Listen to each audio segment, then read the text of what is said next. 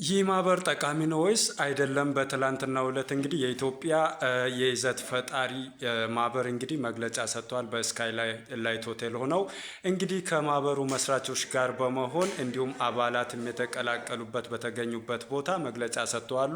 በመግለጫቸውም በቲክታክ ፕላትፎርም ላይ አሉታዊ ንግግሮችን የሚናገሩ ሰዎችን ለመቆጣጠር ሲባል መቋቋሙን ጭምር ተናግረዋል። ታዲያ በዚህም አክለው ከ5000 ፎሎወር በላይ ያላቸውና እንዲሁም ደግሞ ከ18 ዓመት በላይ የሆኑ ኮንተንት ክሬተሮች አባል መሆን እንደሚችሉ ጭምር በመግለጫቸው ላይ እንግዲህ አሳውቋሉ።